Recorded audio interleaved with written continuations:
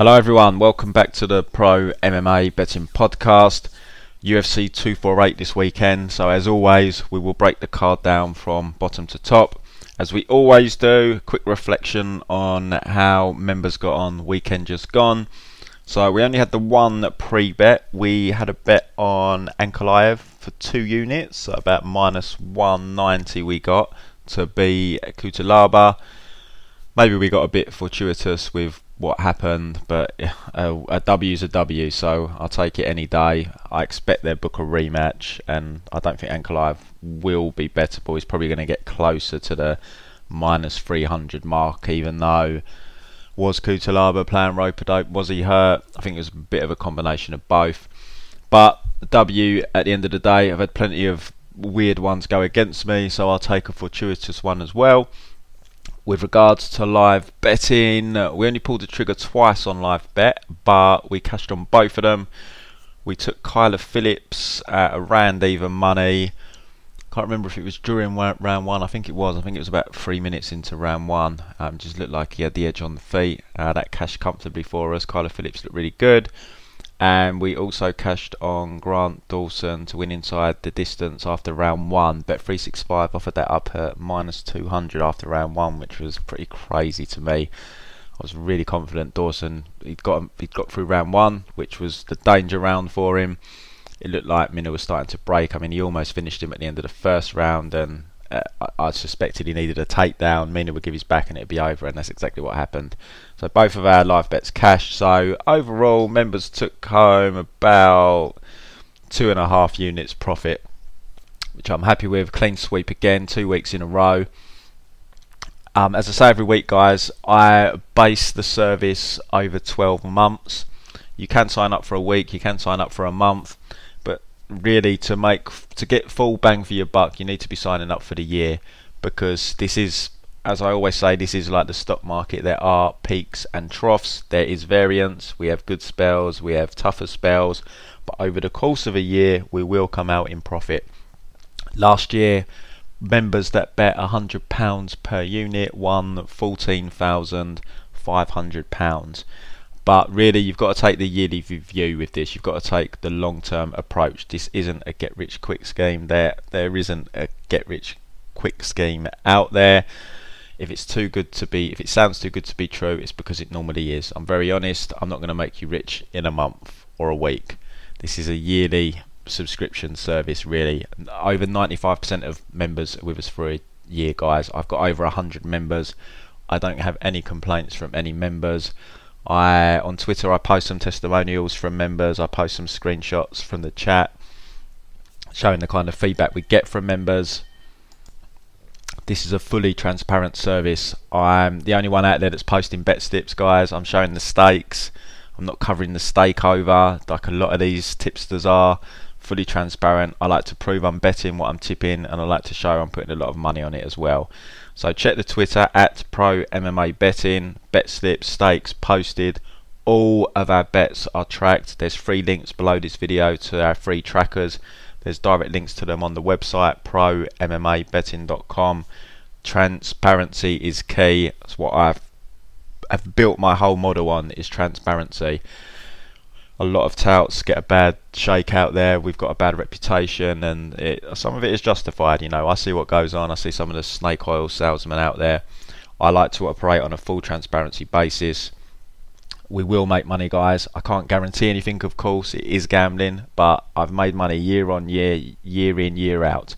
But you've got to take a long-term view. I'm not going to make you rich over a month or a week, and we do have losing months. You know, it does happen sometimes. Last year, luckily, I only lost I think it was 1 month I lost last year.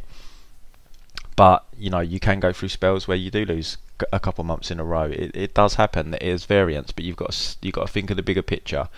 If you want to sign up for the membership, guys, it's only £195 for 12 months. There is no one cheaper out there, and there's no one returning the kind of returns I am when you look at the pre-betting and the live betting service. I'm not going to be keeping the price this low forever. I've started to build the brand up now. I've got a lot of members. There's a lot of awareness out there. I can't keep it that low when you look at the return on investment. Not saying when it's going to go up, but it will be some point this year. So jump on now if you want to get in for the low fee of £195. If you bet £100 per unit, you would have paid the £195 off last week with your 2.5 unit winnings, which would equate to £250, and you'd have £50 in your pocket already, paid off after 1 week.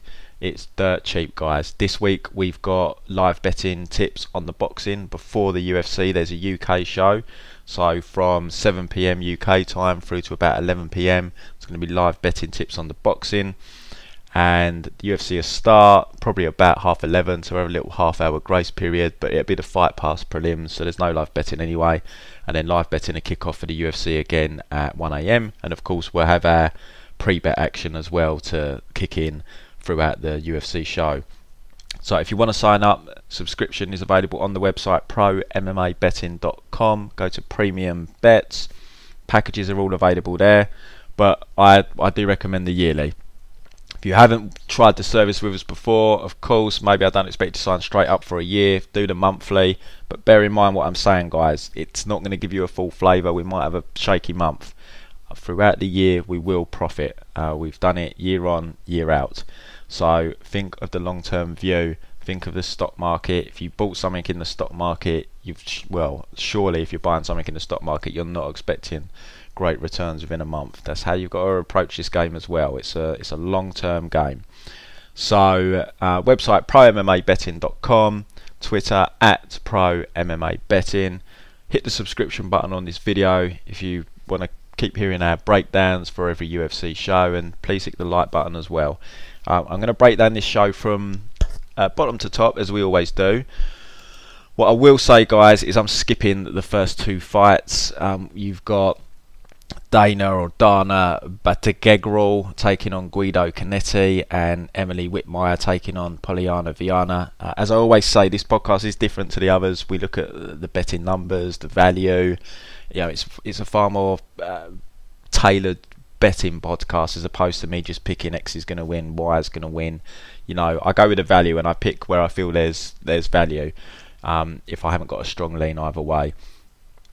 Those two fights, as a bettor, I'm 100% not going to be betting them. I haven't even done tape on them because you've got a low-level women's MMA fight and you've got a low-level men's bantamweight fight. I'm not betting a 40-year-old Guido Canetti. The Chinese chap, I did watch him the other week when I taped his opponent. I think he was fighting Ryan Benoit. It's just a complete pass. There's no way I'm going to be risking money on that fight. And like I said, low-level women's MMA fight, there's just no way I'm risking money on that fight. So I'm going to skip them fights. I'm not even making a prediction. As I said, I've done no tape, so I don't want to talk about fights I haven't done any tape on either. And I haven't got a great recollection of the four fighters off the top of my head either. So I'm going to start with a Jamal Emmers Giga Chikadze fight, which I assume will slot into the Fight Pass prelim section, and then we'll move on to the ESPN preliminary card, and then on to the main card. Jamal Emmers, we saw him on the Contender Series, came in with a lot of fanfare and actually lost to Julian Erosa. Stand-up fight, got caught with a head kick in the second round. He was doing well until then, but dropped with a head kick and follow-up punches. Referee stepped in and stopped the fight. That was getting on for 2 years ago. Since then he's had 4 fights. He's won all 4. I went back and watched that fight for purposes of taping his fight here with Giga, and I found his last fight as well against Rafael Barboza. Fight Pass has started to list LFA fights, at least for 2020, so hopefully they get the back catalogue as well. My main worry with Emmers is in both fights he didn't really wrestle. Against Barboza, he didn't start wrestling until I think it was about the last minute of round 2. He hit a takedown, and then round 3 he did come out and hit a takedown quite early. Erosa didn't use his wrestling. Now that was on a Contender Series. He was doing well on the feet, and secondly, you do need to impress on the Contender Series, so maybe that partly played a role as well. But even when you watch his fight with Chris Avila, it's, you know, we know Avila from the UFC. He's got no takedown defense whatsoever, and I mean Emmers wasn't really having his way with Avila in the wrestling department like one would want him to. Obviously he's got that win over Corey Sandhagen. I didn't go back and watch that fight for purposes here, but I have seen it in the past. I remember it's a really close fight, and he does manage to get his wrestling going in the fight with Corey, and take the decision. He's facing Giga here, who is ex-Glory kickboxer. Good stand-up. We saw that against Brandon Davis in his UFC debut. Really unproven though, Giga. That was easily the toughest fight of his career, and before that all of his wins were in round 1. He had 2 losses going into that fight. He lost on the Contender Series to Austin Springer in round 3, and he lost his debut in MMA via decision. So he kind of went and dispelled the myth there that he could only win in round 1, with the only fights going outside of round 1 being losses. So that was a good win for him, and it's probably good for him mentally as well to know that he can win a 3-round fight. It was a split decision. I don't agree with that. I thought he won the fight quite clearly. He lost round 1, he won rounds 2 and 3. But his takedown defence is definitely a area for concern. Brandon Davis was hitting takedowns on him in that fight. Especially in the first round, he managed to have a fair bit of top control time, but Brandon Davis is a striker. He's not a wrestler, stroke grappler. So there's definitely a hole in that area. Now, he is training at a good camp in Kings, but he's also 31. There definitely is.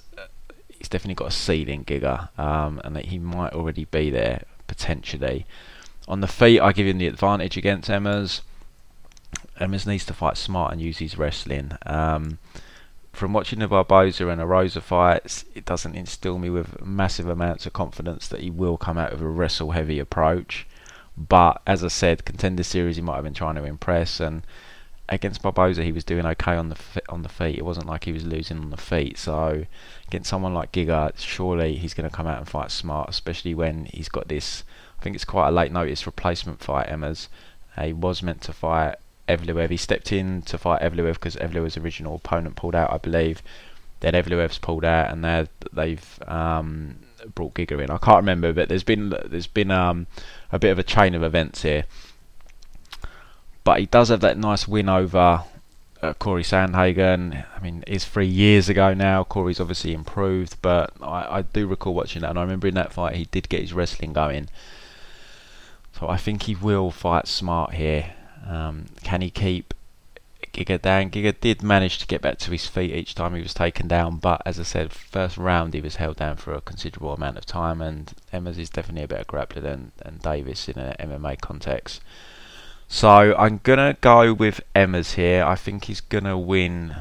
I think he's gonna win a decision. I think he's gonna do okay on the feet. I think if it stays on the feet for long periods, he will lose. But I think while the fight's standing, I think he'll do good enough to hang in there. And then I think he's gonna racket up the takedowns and top control time, etc.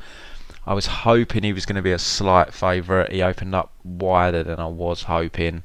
I think he opened, let's have a look, he was like about minus 180 I think I saw originally. The money has come in a little bit on Giga. We're saying here minus 165, but I'm sure he was minus 180 territory. He's down to minus 160 at the moment. I think I'd like it to come in a little bit more, so before I contemplate putting the trigger. So I'm going to hold out, I think, personally on that one, and just see what happens in the coming days. See if some Giga money comes in.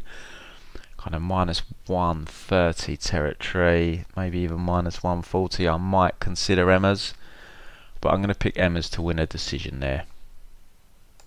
Right, we move to the preliminary card now on ESPN. The first of 4 fights is Gerald Meerschaert taking on Darren Wynn.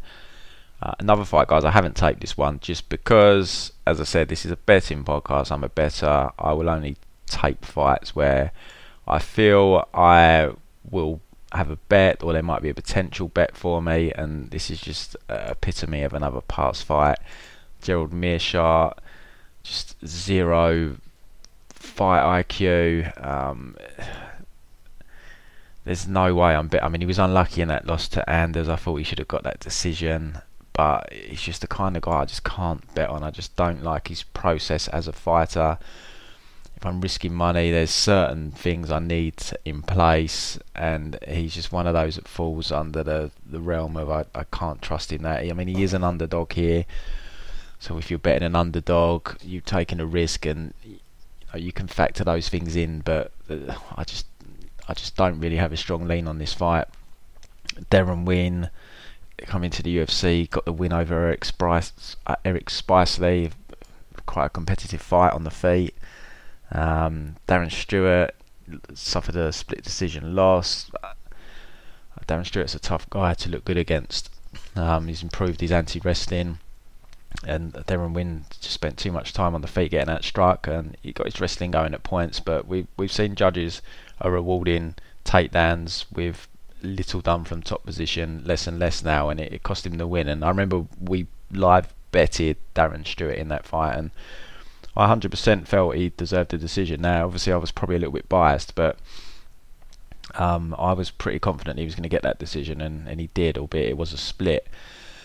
So what's Darren Wynn going to do here? Is he going to come out? Is he just going to stand with Gerald? Is he going to risk taking him down and kind of playing into Gerald's game? He's so small for a middleweight, Darren Wynn. He stands at like about 5 foot. I mean, it says 5'7" on Sherdog. I don't know if he's that tall. So it's a pass fight, guys. As I said, I'm not done tape. I'm not even making a prediction. I've got no clue who's going to win that fight. I'm not betting it. The lines are reasonably close. I think his win about -150. Let's have a look. I'd need someone as a plus 200 dog, I think, to garner any interest and to want me to tape it, because I'm just not betting either of them if they're in that realm. Yeah, wins -140, Meerschaert plus 120. It's not far short of getting to pick 'em odds, where probably, in my opinion, it should be. So if I'm saying it should be a pick 'em, maybe there's a little bit of value on Gerald. But like I said, I just find his whole process as a fighter just difficult to trust. And plus 120, I don't really want to put myself through the sweat. I'd need a bigger number to bet on Gerald Meerschaert, and ultimately probably be pulling my hair out throughout the fight due to fight IQ and just being totally frustrated with what he's doing. So I'm not doing it. So it's a pass fight for me. Good luck if you're betting it. I'm not even making a prediction. Next, we've got Rodolfo Vieira taking on Saparbek Safarov, who's moved down to middleweight here. Line is outrageously wide on Vieira here. I mean, I think he's going to win, but I mean, -800 does seem a little bit too wide for me. So the only thing left to look at really is to see what Vieira inside the distance pays. But I don't fault anyone, by the way, after having a stab at Safarov. I'm not betting him myself, because I don't think he's going to win. I think he's going to get taken down and probably get subbed. But that line is outrageously wide. So anyone betting Safarov, good luck. Let's have a look at the props. So on this fight doesn't go to a decision, -420. Pass, Vieira inside the distance, -275. Pass, that's too wide. I wonder what submission's going to pay it. Probably going to be about -200, I would have thought. Let's have a quick look at Vieira and Safarov's record. I mean, Vieira's only had 6 MMA fights. All of them finishes though. He's got 5 subs and 1 KO. We saw him against Oscar Pichotto in his UFC debut. Decent enough performance, but there are question marks there with Vieira. I mean, his stand-up's a big work in progress. Gas tank is another area for concern. He's a very big middleweight. Safarov's coming off that win over one of the worst guys I've seen in the UFC for many years. Before that, he had the weird loss to Tyson Pedro, stopped by strikes in that bizarre war with Jan Valente. Yeah, you've got to think he's going to I mean, look, he's a wild man, Safarov. He does come to fight, but I just think on the floor he's probably going to be he is going to be outclassed here. But -800 is way too wide, but I've got to pick Vieira to win by a decision. Next, men's lightweight division, we've got Mark Madsen making his second UFC appearance. He is the Greco-Roman specialist Olympian. I can't remember if he won gold or silver now, but very, very decorated Olympic wrestler, but in Greco, not freestyle, taking on Austin Hubbard here. So Mark Madsen, I'm fairly familiar with Mark. I did bet on him in his UFC debut to win by KO. I thought it was off. The guy was fighting I think he'd lost most of his fights that he'd lost by a TKO, and I could see Madsen getting a TKO from ground and pound, and that's exactly how it played out. And I had never bet props, but I just thought there was some value on that one, and it came in for me. So Mark, he's 9-0 as a professional. He had a big gap though. He made his debut in 2013. He had a couple of fights. Then he didn't fight from May 2014 to January 2018. So basically almost a 4-year layoff. That was due to his wrestling. Since then he's kept himself active though. He's had 7 fights in the last 2.5 years. Or this would be his 8th fight in around. Well, no, this would be his 8th fight in 3 years, actually, 2 years rather. January 2018, he had his 3rd fight. So yeah, he's been keeping himself busy. He's thrown himself full in. From following his Instagram, he does look very dedicated. He looks like he's gathered himself a decent camp over in, I assume he was training in Denmark. He had Makwan, Amir Khani there. He had Martin Kampmann training with him as well. He had a few other good guys from the European scene. Demir, the Bosnian chap that's fighting Moicano in Brazil next week, he had him in his camp. And then he went out to Extreme Couture, which he was also at Extreme Couture before his UFC debut. So he seems very dedicated. He obviously knows his window is quite small. He is 35. He's quite late to the game. So if he's going to make any kind of run, or he's going to have any chance of making some good money, he's got to go for it now. And that seems to be what he's doing. So there is a scope for big improvement here for Madsen. Now normally at 35 it's tough to really improve, but he's so new to MMA and seems so dedicated, and being an Olympian who's won a medal, you know, that mindset, that mentality can separate itself from most other fighters, because he's gonna have that will and desire to win. So I've seen a few of his fights. For tape here, I went back and watched a fight with Alexandra Baldwin, September 2018. So we're talking about 16 months ago. Look, completely dominated the fight, won a 30-27, but stand up very rudimentary, overhand right into the clinch, and top control didn't look great there. I didn't watch the Matthew Bonner fight, but then I watched the Theobald Larchik fight. Second time I've seen this fight. I watched it before he made his UFC debut. Larchik's an okay French fighter, but looks quite small for lightweight. He won a comfortable decision, but again, you know, striking very rudimentary. Hit a few double legs, some nice quick double leg shots in that fight. So he showed he's not just a body lock artist. Now, for those of you that don't know, he's a Greco-Roman specialist, which is takedowns above the waist, as opposed to freestyle wrestling where you can attack the legs. Now what you find is Greco doesn't transition as well to MMA as freestyle. When you watch MMA, you will see that the majority of the takedowns are leg attacks. You do get body lock takedowns and so forth, which would constitute Greco-Roman style takedowns, but they are harder to implement. Now, although his base is Greco, he obviously can attack legs. Like I said, he hit some nice doubles on Larchik, but his strength is in that clinch area. He then fought Patrick Nilsson, who's a professional boxer. Got a easy win there, just took him down and choked him out, and then quick win in his UFC debut. So we haven't really seen his full game since the Larchik fight, which was March 2019, so a year ago. So there could have been some big improvements made. He definitely needs to have made some improvements in his stand-up. We haven't seen it properly for a year now. He is all about overhand right, which he does throw with some power, but he uses that to close the distance and take the clinch or shoot. So it looks very rudimentary, and at 35 I have my doubts about how much his stand-up can improve. I think you're going to see that he's going to want to wrestle here heavily. That's going to be his main focus, is to close that gap and get the wrestling game going. So I'm interested to see what improvements he has made here, because I think this fight is going to go 3 rounds, so we're definitely going to be left with a far better impression of how much development he's made. Austin Hubbard, he's a little bit underwhelming.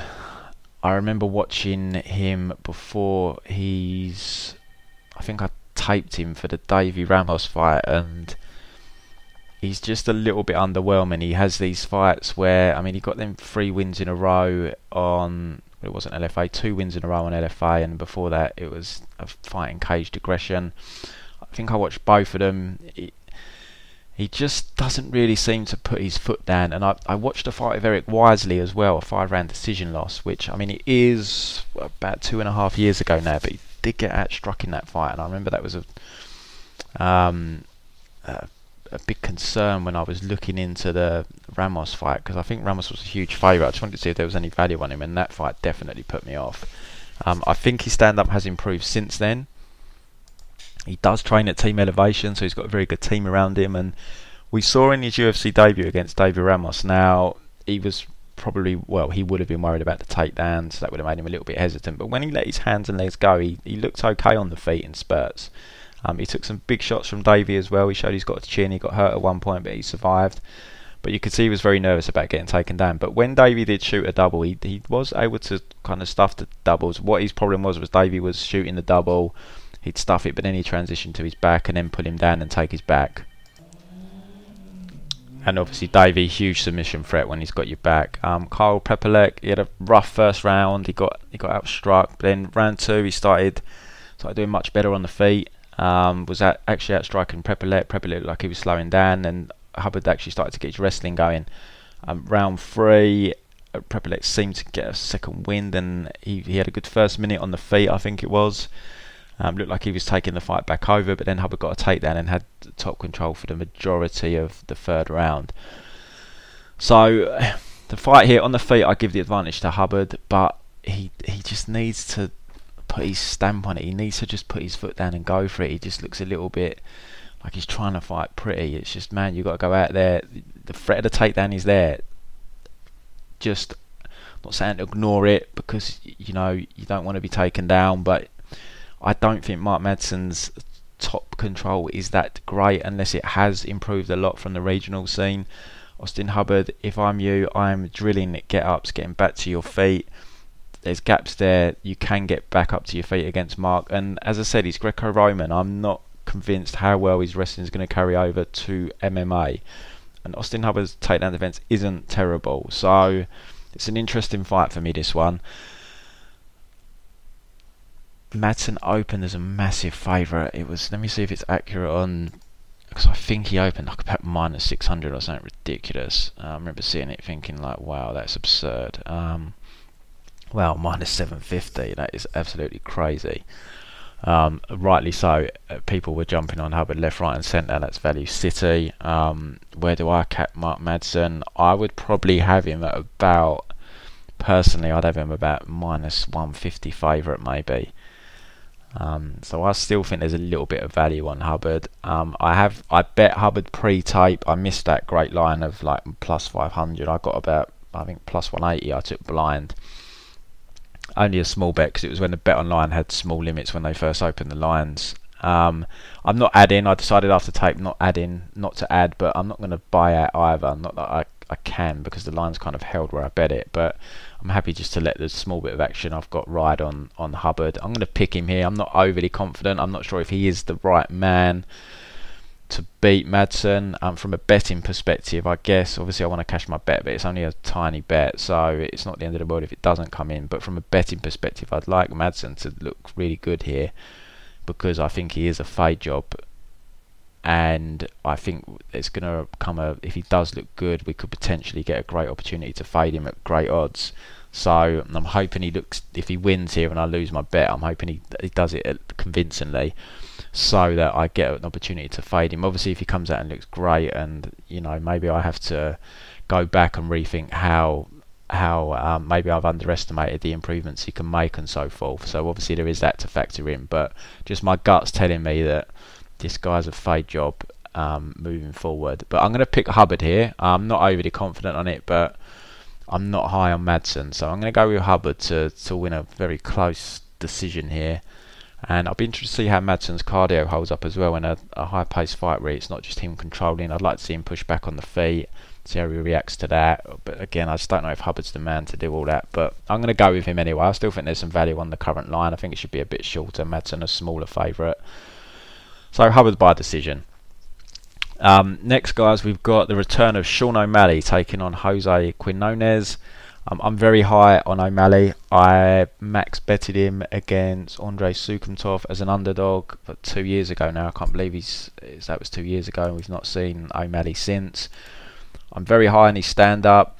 I think he looked real good against Terry and Ware. I know he had the ropey round 2 where he started to gas, but I really liked how he came back in round 3. It looked like the tide had turned, but yeah, I really like the guy's stand-up. He looks like he's put on some size. Takedown defence, it is kind of where you do worry for O'Malley. It's, you know, he's quite streaky bacon looking, but he's definitely put on some size. So I'm really interested to see how he looks here. Quiñónez, he's outgunned on the feet.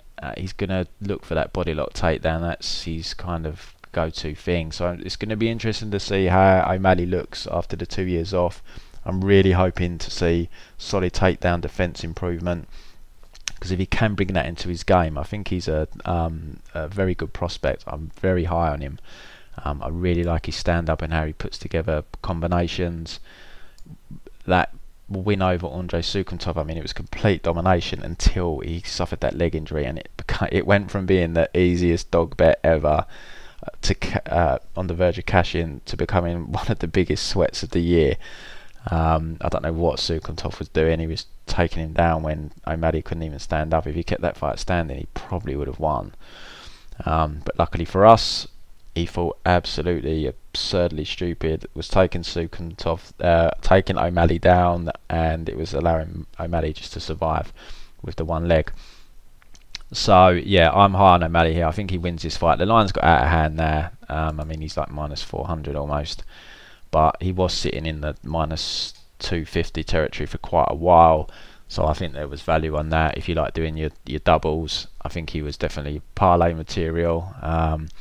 But yeah, the line has got a bit wide now. But I'm really excited to see the return of Sean O'Malley here. I do hold him in high esteem, and I am hoping he's going to look improved strength-wise. He's still at the MMA lab, so very, very solid camp for him. I think he's a purple belt in Brazilian Jiu-Jitsu now, but he's been doing some grappling competitions. Seems to be an area that he's focused on, so I'm looking forward to seeing him back here. Quiñónez isn't a bad fighter. Been in the UFC a while now. Started to fight more frequently. Like, this would be his third fight in a year, after previously we used to see him like once a year. So we saw him lose to Nathaniel Wood last year, just got completely outclassed. Got the win over Carlos Haushin back in September. Used takedowns in that fight basically to take away the threat on the feet from Haushin. But yeah, I mean, on the feet he's outclassed. He's going to need takedowns here and top control or a submission to win a decision or get the submission. On the feet I don't give him much of a chance. I've seen him rocked a few times. I think Maddie's definitely going to want to make a statement, so I'm going to go with an O'Malley KO here. That brings us to the main card next. First fight is the Brazilian cowboy Alex Oliveira taking on Max Griffin. I've done that tape on this fight, and it's a really hard fight for me to get a strong lean on. I actually done the tape. I did know what the odds were, but I made a mistake on this fight. I actually thought Griffin was the favourite. Let me see where he is. I think he was -1. I thought Griffin was the -145 favourite, but it was actually Cowboy. I didn't realise till after the fight, because I started doing the tape and I was like, no, there's no way. Because I went into it thinking, I wonder if Griffin's bettable here, because I had in my head that Brazilian Cowboys maybe not looked so good his last couple of fights. But by the time I got to kind of the end of the tape, I was like, I can't be betting Griffin as a favourite here. And then I realised it's Griffin that's actually the underdog, and the odds are the other way around. It's still difficult for me to want to bet Griffin though. I bet Griffin against Morono, just a small bet. I think I can't remember if it's half a unit or a unit I had on him, and I was expecting him to use his wrestling, and he didn't until the third round. Now the first round was close, but I gave it to Morono. The second round he was winning on the feet until he got caught with, I think it was the head kick. And in the third round he decides to come out and wrestle, and he absolutely threw Morono all over the place. It was just, why not do that from the beginning? Like, fight IQ, it's so important in this sport. And as a bettor, I really, really, really like to know that, you know, if my fighter's going to lose, it's not going to be because of fight IQ, because there's nothing more frustrating And Max Griffin's just one of those guys that's tough to trust. He gets hurt in a lot of fights as well. He got hurt against Morono, he got hurt against Salim, he got hurt against Thiago Alves, Curtis Millender. I can't remember if Curtis Millender had him hurt. Zaleski had him hurt. It's just a lot. You know, he's never been stopped by strikes except for Colby Covington, which was more a mercy stoppage because he was just getting hammered on the floor. But you've got to think that chin is due to cave in at any point with the amount of damage he's taken. And I mean, he could be on a 4-fight losing streak here. He got that majority decision over Salim, but I really think that fight should have been a draw. And without the point deduction, he loses that fight. Thiago Alves, though, to be fair, I thought he won that fight. He actually lost a split decision, but I thought that was a win for him. He looked really good against Mike Perry. He fought long, outstruck Mike Perry from the outside, but since then it's just been a bit of a downward slope for Griffin. Brazilian Cowboy, a bit of a rough patch himself. I actually only just saw the Dalby fight for the first time. He's lost 3 fights in a row now. He lost to Gunnar Nelson after winning round 1, Mike Perry again after winning round 1, and Dalby again after winning round 1. So even you go back and watch a Yancy Medeiros fight, he won round 1 there and ultimately lost the fight. So if you like live betting tip here, guys. Brazilian Cowboy's last 4 losses, he's won round 1. So something to bear in mind. But you've got to be trusting Max Griffin to come on here and win the fight from a round behind. The Dalby fight, he was a little bit unlucky. There was a dodgy stand up in round 3 from the referee that then allowed Dalby to get on top. There was a bit of a scramble. Cowboy tried to take him down again. Dalby ended up on top and he got mount and started hammering him. Brazilian Cowboy is not good off his back. That's something I've noticed throughout his career. Really not good off his back at all. Griffin can wrestle. What's the strategy going to be here? I do worry about his chin against Cowboy because Cowboy can crack. He was landing some heavy shots on Mike Perry. But Perry just... that was a good performance from Perry in that fight. He just managed... his power ultimately kind of won in that fight. He dropped Cowboy in round 2. It kind of swung the momentum. And then he started to take over the fight, and Cowboy does tend to slow down as well. So it's a real tough fight to call, guys. I mean, as I said, I was like, I'm not betting Griffin as a favourite. I was wrong. He was the underdog all along, but plus 120. I don't know if that's big enough odds for me to. In fact, it's not big enough odds for me to bet Griffin. Yeah, I don't know how anyone can be seriously considering betting this fight. It's a real tough fight to call. I'm going to pick Griffin just purely because he's the underdog. I think it should probably be a pick'em, but plus 120 isn't a price enticing me. If Griffin got to plus 150, I'd think about it very hard about whether I want to put some money on Griffin. But it's a difficult fight to call.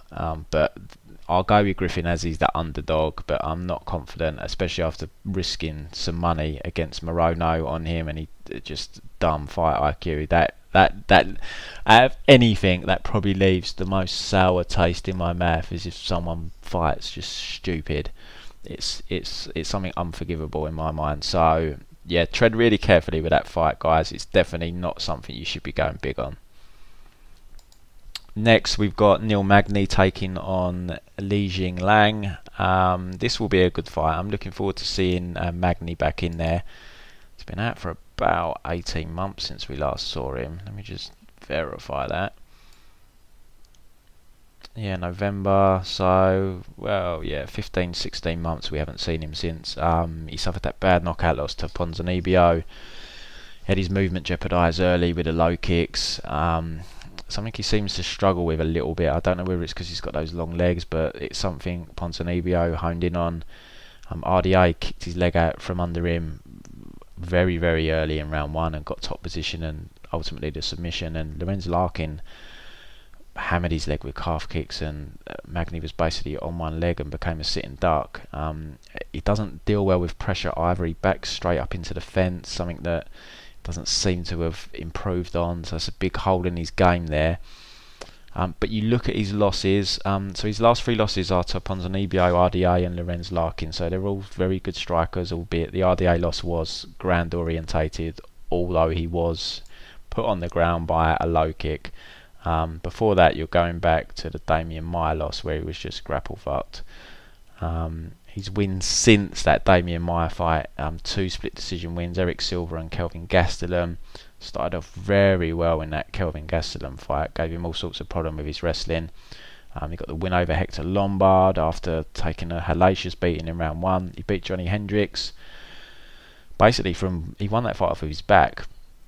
And then he got the win against Carlos Condit, which was mainly him hitting takedowns, like the body lock takedown, and then the easy win over Craig Wyatt. So, Neil Magny, he's got a 9-inch reach advantage over Lee here, which is absolutely massive, but he's not the best at fighting long and using his reach.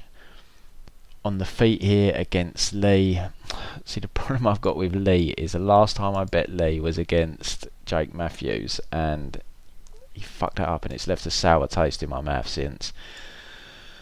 He's coming off a really good win over Zaleski, definitely a career best performance, but you look at Lee's wins and I mean, he hasn't really beaten anyone. Anton Zafir, Bobby Nash, Frank Camacho, who he had a really tough first round against. Camacho gassed out and Lee took over.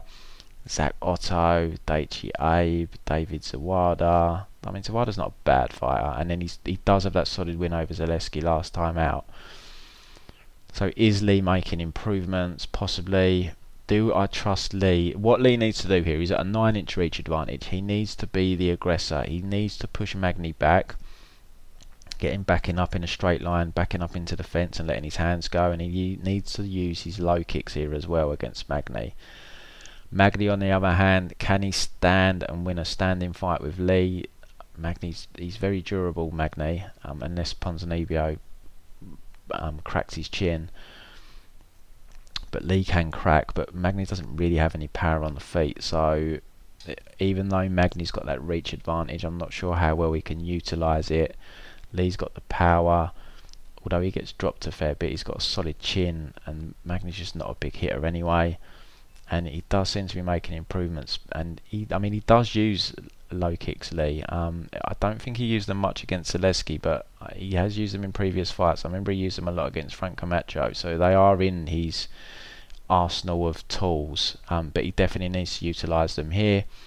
Neil Magny, he does like that body lock takedown. Can he mix that up here against Lee? I mean, we've seen him use it against like Kelvin Gastelum. He managed to use it against. Looking who else he used against Carlos Condit, but I mean we know Carlos Condit's takedown defense has always been horrendous. So I think Magny is going to need to ground this fight, and I don't know if he can. And if he can, I'm not overly convinced he can keep Lee down anyway. I mean, when Magny has used that body lock takedown, his top control isn't the best. So even if he's getting Lee down, and Lee's a physically strong guy, those body lock takedowns aren't easy to hit on people unless you can overpower them. And I'm not sure he can with Lee. And on the feet, I have to lean towards Lee, just based style-wise on how Magny has struggled in the past against aggressive strikers. So I'm gonna go with Lee to win a decision here. Magny is durable, but I'm not overly confident with that prediction, and with the line sitting where it is, Lee's like -165 favourite. It's not -170. It's not overly enticing to me. Maybe I'm a little bit battle scarred because of that last time I bet Lee was against Jake Matthews. I can't remember what, I think it was a similar line then. So maybe I've got some trust issues with Lee, especially in that kind of range where he's at the moment, -170. But yeah, I will pick Lee, but I don't feel like I've got the greatest read on that fight from a betting angle. I've just realised totals are out as well, guys, for all the fights. So what I'll do is let me just go through the next 3 fights, and then I'll have a quick look through the props, just see if I think there's any value on anything there. But next fight we've got Beneil Dariush taking on Drakkar Klose. Fight I'm looking forward to. Drakkar Klose, I had a max bet on Drakkar for his last fight when he took on Gagos, and that was a horrible sweat. I was on holiday as well, so I literally was sweating. He lost the first round. He was getting dominated in the second round. I thought the bet was done, but then one of the reasons I bet on Klose there was because of his pace, and Gagos always gassing. Now, I don't like betting on fighters hoping the opponent gasses. Something I really try and avoid doing, but Gagos is like clockwork. Every fight the guy just gasses, and thank God he did. And then Drakkar Klose, even though he lost probably the first 3 minutes of the round, he had a really big last couple of minutes, so he snatched the round, and then he managed to win the third round as well, albeit it wasn't as dominant as round 2. Gagos, he was exhausted, but you know, the guy kept fighting. So yeah, that was a big sweat, that fight. Drakkar Klose, so I think he's part of the stable that's actually left the MMA lab. He's gone with Eddie Char, who's set up his own camp. I think he done that split before the Gagos fight, so this will be at least his second camp away from the MMA lab. Drakkar Klose, what I like about him is he has good pressure. He seems pretty tough. He's got a good chin, can take a hit. He'll move forward, and he will fight for your money. However, I don't think he's overly skilled on the feet. You know, like I said, he will pressure, he will move forward. He's got very good calf kick. That's his best weapon, and that's nullified here against Dariush because Dariush is a southpaw. But yeah, he will move forward and he will pressure. I wouldn't say he's immune to tiring though. He did look tired to me in round 3 against Gagos, and I remember against Mark Diakese he tired in round 3, and Mark actually won the third round. So he does fight at a high pace, but he does slow down a little bit himself. It's not like he can keep going at a real high intensity for a hard 3 rounds. But he is a guy that will get in your face. He will put pressure on. He doesn't excel anywhere. He's not really overly skilled anywhere, but he's just one of them guys that's a bit of a dog. He'll make it a difficult night's work for you. He's had a good run in the UFC. He's 5-1. He got the UFC debut win over Devin Powell, which was a bit of a gift fight really. Devin Powell nowhere near UFC quality. A good win over Mark Diakese, which ultimately was the calf kicks that probably won him that fight. And he lost to David Taymor. He just got outstruck from the outside for 3 rounds. Taymor's a southpaw as well, just to add, which so is Dariush, and he just looked lost against Taymor. Taymor wasn't playing his silly games, just fought long, won a pretty comfortable decision. Then he got the win over Lando Venata. Again, calf kicks compromised Lando in that fight. Got a controversial win over Bobby Green. I actually think Klose won that fight, but a lot of people think Bobby Green should have got that decision. Very close, competitive fight. And then he's coming off the win over Gagos, which, as I said, I mean, he almost lost. If he'd lost another 30 seconds or so of the second round, he would have lost that fight. So he done well to come back and win that one. So yeah, he's a good fighter, but I think skill-wise, he's a bit flawed. He's 30. What is he now? 31 years of age. So how much improvement is he going to make now? I don't know. But he is a tough out for most people, just because of the pressure he can put on and his toughness. Dariush. So if you're familiar with Dariush, we all know he's adjusted his style. Used to be pretty content to stand with people. Dariush had a few tough KO losses, so he has adjusted the style. He isn't really content to stand on the feet with you now. He does look to go out and wrestle and take you to the ground. Now, Dariush he's a very solid fighter. He's got very good stand-up. He fights out of the southpaw stance, out of King's MMA. I mean, we've seen him outstrike some really good fighters. He was outstriking Edson Barboza. I remember I bet Barboza in that fight, and you know, I got the lucky flying knee win there, but he was on his way to being 2 rounds down Barboza. He out-clinched Rashid Magomedov. Most of that fight played out in the clinch, which Dariush won. I mean, he knocked out James Vick. The guy's got solid striking, but he's had some bad knockout losses. He had the flying knee knockout loss to Edson Barboza. He had the bad knockout loss to Alex Hernandez, and you can see from his style that he has adjusted, and he's not as content to stand there. He will look to take you to the mat, and he's an excellent grappler. So he's a very well-rounded fighter, Dariush. We've seen the last 3 fights where he's just concentrated on getting the fight to the floor. He's not interested in standing anymore, where he uses strong submission game. We saw it against Thiago Moises, we saw it against Drew Dober, and we saw it against Frank Camacho. Dariush's chin is the area for concern. Drew Dober, though, who is a big puncher, did land some solid shots on Dariush, and although he didn't look overly comfortable taking them, he did take them. He didn't get knocked out. So I'm not prepared to kind of write an obituary on his chin just yet. He showed in that fight he can still take a shot. I mean, the Alex Hernandez punch was just 40 seconds in. It happens. Fighters get caught cold. It happens a lot. I try not to read too much into very quick KO losses.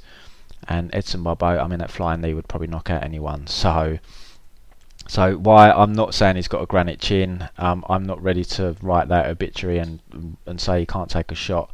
Drakkar Klose isn't a big puncher. Look, you don't want to take some of Klose's shots because he does pro really well and he throws everything into some of them. You obviously don't want to be hitting one of them, but he's not a big puncher. I mean, every fight he's had in the UFC has gone to a decision. I don't recall him really hurting anyone on the feet. So it's going to be interesting to see what Dariush's style will be here. Will he be more content to stand with Klose? Klose's best weapon on the feet is the calf kick, which is made redundant. But I really think that Klose's style plays into Dariush's game here. Drakkar Klose can't fight long. He's very scrappy as a striker, and what you find with Klose's fights, literally just go and watch any of his fights, he's in the clinch a hell of a lot because he punches himself into the clinch because he can't fight long. Dariush is very good in the clinch, as I've already mentioned. He outstruck Rashid Magomedov for the best part of 3 rounds in the clinch, and it's his go-to thing here. Go for that tie plum as soon as you're within distance. So you're going to find that on the feet this fight is probably in the clinch a fair bit, where I give the advantage to Dariush. He's very competent from that clinch position with the tie plum, but also it's going to allow for Dariush to try and work his takedown game. Now Dariush's takedowns, he's not the best takedown artist in the game, but he does manage to get guys down. I mean, as I said, he's wrestled heavily his last 3 fights. He got all 3 of them opponents down to the ground where he wanted and dominated on the mat. Drakkar Klose takedown defense isn't good. He's got some sort of wrestling background, but his takedown defense isn't good at all. He's been taken down by Christos Gagos, Bobby Green. I mean, even Lando Venata did take him down at one point, I think, in the 3rd round. He got back to his feet very quickly. I mean, even David Tamor took him down. Mark Diakase took him down. These aren't grapplers. These are all strikers, which is another thing to note for Klose as well. I mean, he's had fairly favourable match. Well, I guess Diakase is a good fight. On paper, I'd say that's a tough fight for him. But the calf kicks paid off there. David Tamor fought long, but his kind of last 3 fights were all winnable fights for the kind of style that Klose has. But here, he didn't look good off his back either against Bobby Green. Bobby Green had a lot of success from top control in round 2. Was in half guard. Klose was struggling to get back to his feet. Gagos was hitting takedowns on him as well. I'm not sold against someone like Dariush. I'm not sure Klose gets back to his feet, and he's got to be very careful of giving his back up if he does try and get back to his feet. Dariush's cardio, though, is another area for concern. We have seen him slow down in fights in the past. We saw it against Michael Chiesa. He definitely slowed down in that fight. We saw it a bit against Evan Dunham as well. We had the big first round, 10-8 first round, and then kind of slowed down a little bit in rounds 2 and 3. But again, I'm not willing to say he's got no cardio at all. I mean, we saw him grind out Moises for 3 rounds. We saw him get the late submission in round 2 on Drew Dober. We saw him fight in the clinch for 3 rounds against Rashid Magomedov. We saw him go 3 rounds with Michael Johnson, and I wouldn't really say he slowed down in that fight. So again, I'm not, just like his chin, I'm not ready to say, oh, he's definitely going to go out there and gas. But Klose is the type of person that if you are going to gas and the fight goes 3 rounds, he's the type of guy to bring it out of you. So, but ultimately, I do like Dariush here, just because I think Klose plays into his game. I think he's going to give him clinch opportunities because he can't fight long. I think if the fight is at range, I give the advantage to Dariush anyway, especially from that southpaw stance. Klose is going to close the distance in the clinch. I give the advantage to Dariush, not only standing with his tie plum, but it's also going to allow him to then work his takedowns. Klose can be taken down, and I'm not sold about his ability off of his back. But there is the distinct possibility that Dariush could start well, and Klose could take over in the latter part of the fight, much like the Gagos fight. Now, I definitely don't see Dariush gassing like Gagos did, but that's where the path to victory for Klose lies for me, is just surviving, making Dariush work hard and taking over the second half of the fight. But I have to pick Dariush here. I think he's the more skilled fighter. I think he's got more paths to victory, and I think standing or on the ground, he out excels Klose skill wise. If Klose wins this fight, it's going to be through pure grit basically. But I'm just looking when Dariush last lost a decision, and he's never lost a decision. He's only ever been stopped. All these losses are stoppages, and Klose isn't someone going out there stopping people. So yeah, I just feel it's a tough fight for Drakkar Klose here, and I'm interested to see what his game plan to be. I imagine he's going to fight like he normally does. I'm really interested to see what Dariush does. Will Dariush be happy to keep this standing, or is he going to look to get it to the mat? I think he would be wise to use a combination of both here. Kind of keep Klose guessing. Klose will give him the clinch. He will give him the takedown opportunities. I don't think he needs to force anything. But I think he can outstrike Klose on the feet. But he needs to be wary of the cardio. Maybe the takedowns will keep Dariush's gas tank in check more, because he can control things more from top position. Whereas on the feet, if they're standing, Drakkar Klose could keep the pressure on and make it a little bit uncomfortable, and therefore Dariush may slow down more. But I'm going to go with Dariush to win a decision here. Line's currently at -170. I know the line did open with Dariush as a slight favourite. I know he was at -150 for a while, so maybe the line's starting to get a little bit wide now. But yeah, Dariush for me. Next fight for the women's title at £115. We've got Joanna Jędrzejczyk trying to get a title back, taking on Weili Zhang. I'm not going to go into too much on this fight, guys, purely because Weili Zhang, I'll be completely honest, and I think anyone that says otherwise is kind of kidding themselves. I don't have a full read on her yet. I know she's fought in the UFC a few times, but as I just said with regards to Dariush, it's really, really difficult for me to read too much into real quick TKO wins. I mean, I'm not taking anything away from her. Blowing Jessica Andrade away in 42 seconds is mightily impressive, but it doesn't tell me anything about her skill set besides she's obviously got power. And Andrade ran at her like a bull in a china shop. To really look at Zhang's skill set, we have to look at her first 3 UFC fights, particularly the Taylor fight and the Torres fight. The Taylor fight, though, was a UFC debut. You know, you do have to factor in the jitters and everything. I bet her in that fight. I didn't think it was an amazing performance. I haven't gone back and rewatched it here, but I remember one of the rounds I thought was particularly close. And she seemed to get wobbled by Danielle Taylor a couple of times in that fight as well. But she did clearly win a decision there. Jessica Aguilar, I actually bet her against Aguilar. I think I had her in a double because she was a wide favourite. But destroyed Aguilar, but Aguilar's shot to pieces doesn't really tell you much. I mean, the best fight really to see Zhang's skill set is probably the Tisha Torres fight, where it was fairly competitive on the feet, and ultimately she managed to get the takedowns on Tisha and get enough top control time. And then, as I've already said, the Andrade fight, just a difficult one to read too much into just because it was over so quick. And I've seen Zhang rocked on the regional scene as well. So, you know, a a picture is being painted of her being this, monster, and she may well be. I'm not ready to say she's not yet, but I go off what I see on tape, and I don't read too much into quick KO wins. You always see it. The books will overrate someone because of it. The public will overrate someone because of it. And because Zhang done that in a title fight, massive high-profile fight, it's the last thing that everyone remembers. But I'm not buying into her being this KO machine where she's going to obliterate people at the higher level. We saw her go the distance with Taylor. We saw her go the distance with Torres. Neither of them were ever really in any trouble in that fight. So I'm not buying into the narrative that she's this wrecking machine.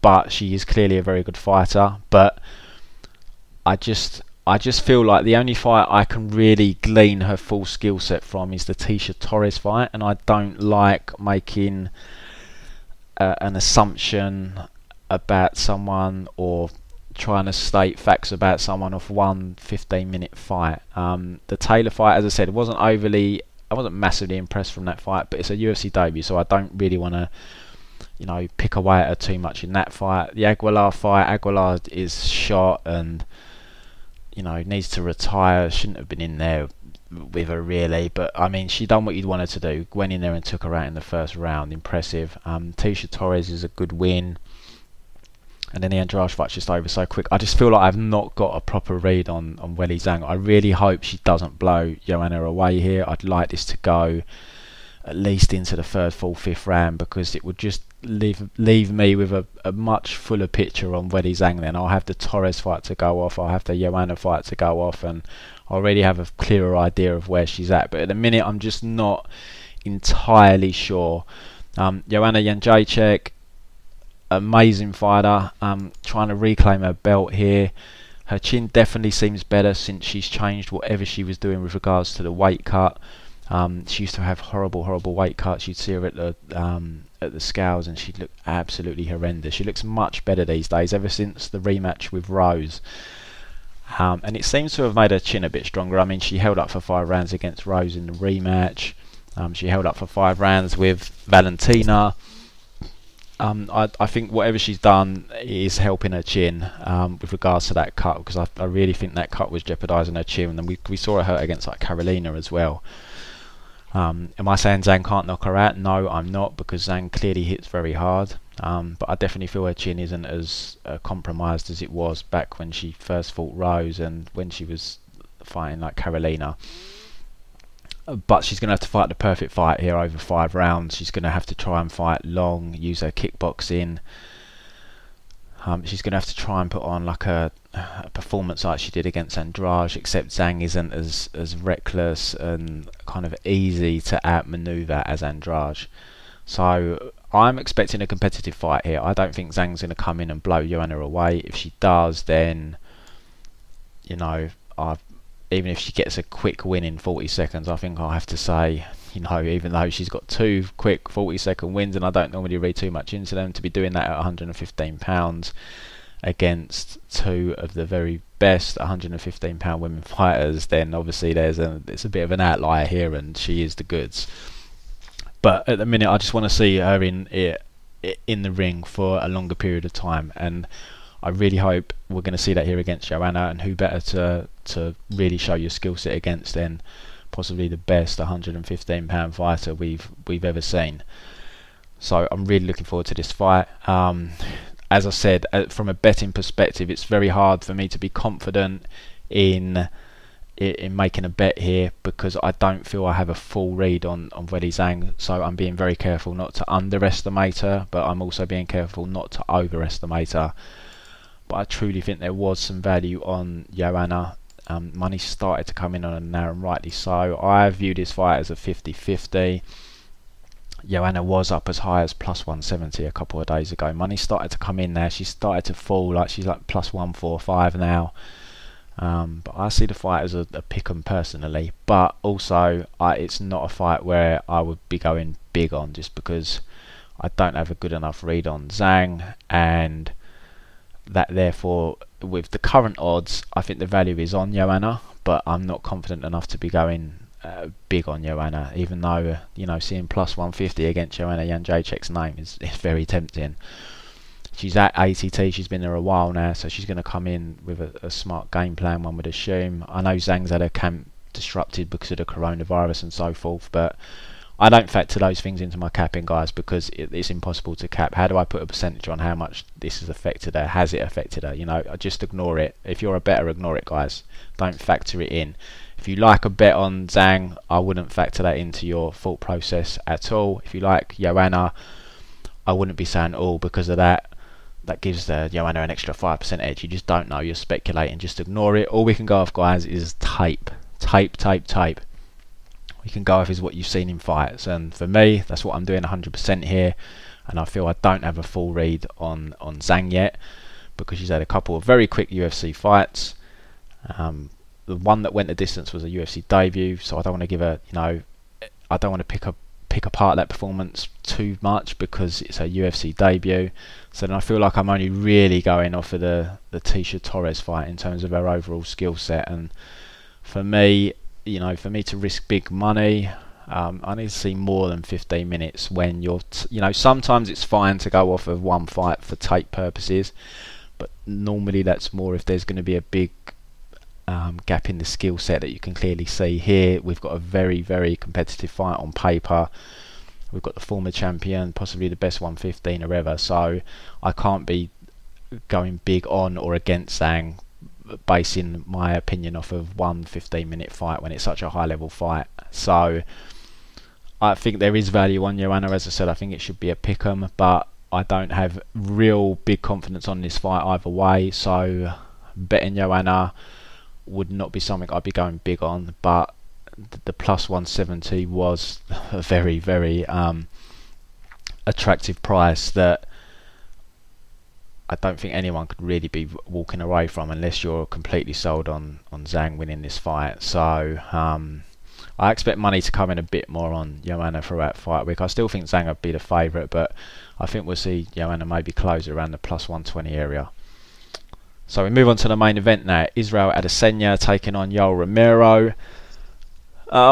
Short and long of this fight, guys, is I expect Israel to retain his title here, but I'm not jumping on board betting against Yoel Romero when Israel's sitting at minus 275. No thank you. It may be because I'm battle scarred here. Yoel Romero gave me possibly the biggest sweat I've ever had on a winning bet against Rob Whittaker in the rematch. Rob was coasting along and then shit hit the fan, and that last 2 rounds was a horrendous sweat. That will forever stay with me. I've bet on Yoel Romero in the past as well. I bet him against who's the wrestler, Derek Brunson, and he was 2 rounds down going into the third. Just any time I touch one of his fights, I'll just end up having a massive sweat. I think they're the only 2 times I've touched these fights, which is maybe a bit poor on my part that I've not bet him more. But yeah, I'm sure I bet him against Derek and I bet against him against Rob in the rematch. I think they're the only 2 times I've touched these fights from a betting angle. But I mean, he's coming off a loss to Costa here back in August, but the guy is just a genetic freak. I mean, he's 43, 42 years of age. I mean, he's nearly 43. I mean, the guy it's just crazy the physical gifts he's got. But I just think Israel with a big reach advantage. I just think he's gonna pepper away at him and just outclass him on the feet. But I don't like look, I'm not saying he's got bad defence, Adesanya. He clearly hasn't, but he's very reflex heavy. He arcs back. He's gonna get clipped at some point, much like Anderson Silva. I just see it. I just see him getting clipped at some point, and I would not be shocked if it's Yoel Romero, because that guy can crack if he catches you. So Israel's, that's why I just don't want to bet Israel here, because I don't really see Israel putting him away. He could later on in the fight potentially, but I don't really see it. And then I just know I'm just having flashbacks of the Whittaker fight where Israel's in full control, but then just one shot changes the fight.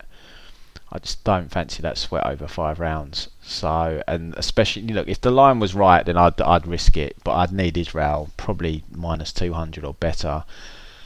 He may have been there when the lines first opened, but those days are long gone there. If anything, Israel's probably going to close around minus 300. So no, thank you. There's no value there for me. It's not worth me sweating at 6 AM in the morning. I do not want a repeat of that Rob Whittaker fight. So I do go Israel here. I mean, his stand-up's excellent, and I mean even his power and timing's starting to come into its own now. It seems he stopped Rob in the second round. He almost had Gastelum out there, who's known for his ability to take punishment in that 5th round. He put Derek Brunson away. Brad lasted the 5 rounds. You know, it's quite surprising really when you think back, because Brad's chin's not the greatest, and he took a bit of a beating in that fight. But yeah, I think Yoel will probably see the final bell, and there might be a few hairy moments, because I don't see him just getting completely outclassed for 5 full rounds. But it's just one shot from Romero could change the fight. So for me at the current odds, there's no value, but I have to pick Adesanya to retain his title here. So that wraps up the card, guys. Good luck with all your bets. Hope you do well. I did say I'd have a quick look actually at the props, so let me just have a quick scan through. Okay, guys, ones that just stand out to me are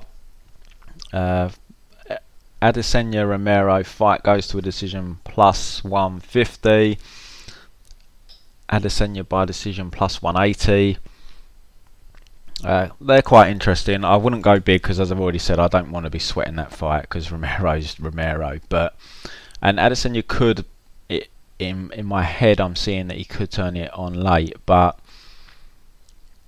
I think those lines could be a bit closer. Surprised that the lines are that wide in terms of it going the distance. So that's something interesting to look at.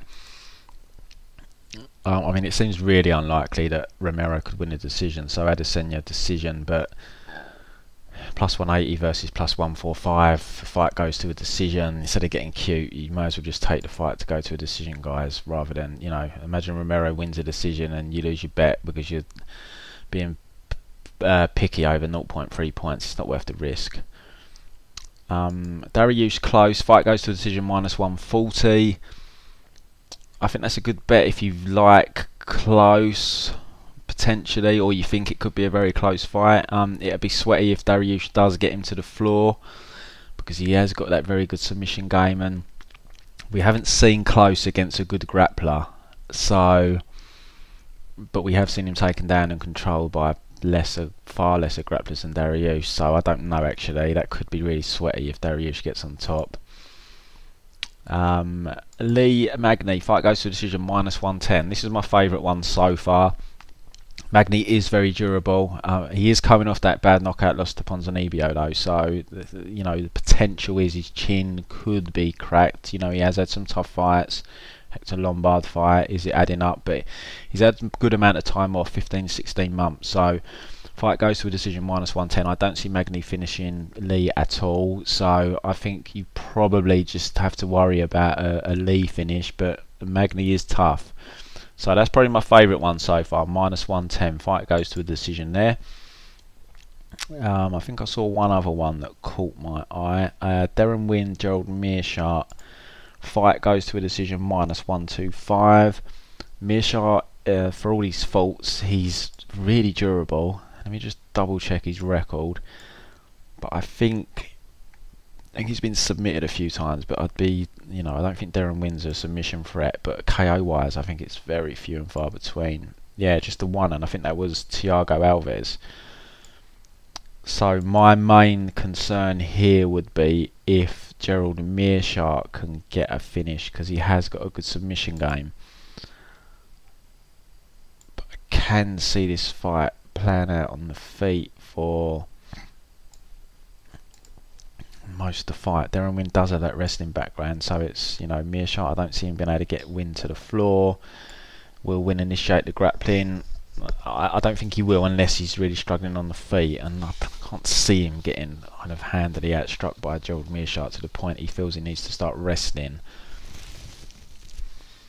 But Mearshart is a southpaw, I believe, so who knows, that could open up some difficulties for Win. But Win's tough. I mean, he went the distance with Darren Stewart, who throws hammers on the feet.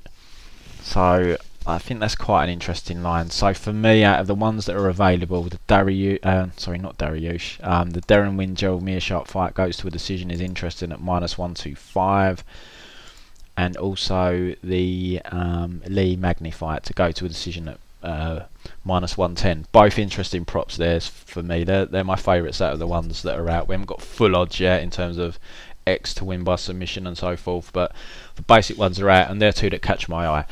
So good luck with your bets, guys. Hope you cash. If you want to sign up for a membership on the website ProMMABetting.com, go to Premium Bets. £100 per unit members won £14,500 last year. All of our bets are tracked. There's free links to the trackers below this video. There's access to the trackers on our website, ProMMABetting.com. As I've already said, you can sign up for a week, a month, but I recommend the year. It's only £195, guys. I am cheaper than anyone, but that will not be lasting. The prices will be increasing at some point this year. I can't keep giving away £195 a year passes, and people, if you're betting £100 per unit, people won 14.5 grand last year. I need to be getting a little bit more than I'm currently charging for the yearly. So if you want to jump on board and lock in that 195, I'd do it ASAP. With completely transparent. That's how I sell my services, on transparency. I know a lot of tipsters have given the industry a bad name. Full transparency. I post my bet slips on Twitter, and I don't cover the stake up. I want to prove I'm betting what I'm tipping, and I want to show that I'm putting my balls on the line and we're betting big money. So good luck, everyone. Hope you sign up. We're going to have 2 live betting events this week, boxing and the UFC. Pre-bets are with members. I'm going to be sending out a pre-bet for the UFC Brazil card next week to members tonight, and I'm working through that card as we speak. So good luck, everyone. Over and out.